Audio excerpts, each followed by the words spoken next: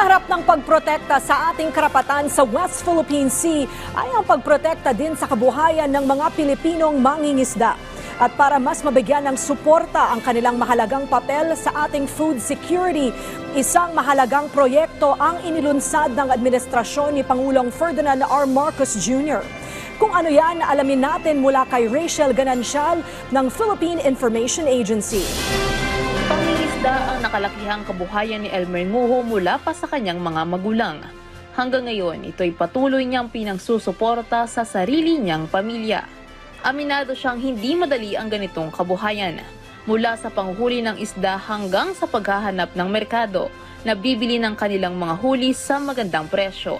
Kaya nakikita niyang malaking tulong ang mga pangako ng gobyerno sa ilalim ng kadiwa ng mga bagong bayaning mangingisda o KBBM para sa pagpapalago ng kanilang kabuhayan. Malaking tulong po yun sa atin sa mangingisda kasi lahat ng mangingisda malaban dito sa Puerto, sa Palawan at sa buong yung mga panglugar ay makakarating na rin sila doon dahil alam na nila na marami ng payaw na nailalatag.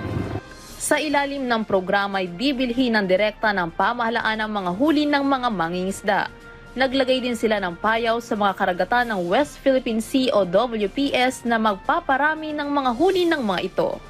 Ayon kay Commodore J. Tariela ng Philippine Coast Guard, magandang oportunidad ang KBBM hindi lang sa pagpapalago ng kabuhayan ng mga mangingisda, kundi pati na rin sa pagpapataas ng kamalayan ng publiko sa WPS. The deployment of our limited assets ay nakatutok lang to sa West Philippine Sea, primarily to safeguard the interests of the Filipino fishermen para siguraduhin malaya at hindi sila maharas every time na nagpupunta sila sa West Philippine Sea para mangisda.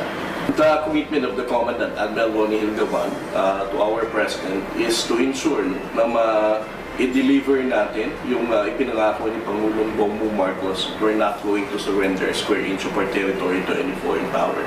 At ngayong paparating na SONA, umaasa si Elmer at ang mga mangingisdang Palawenyo na liban sa pagprotekta sa kanilang karapatan sa WPS, ay isasama rin sa mga plano ang patuloy na pagpapalago ng kanilang kabuhayan.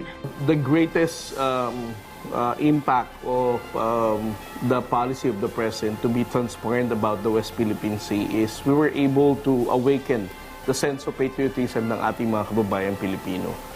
It's only under this administration that we were able to expose the Chinese aggression.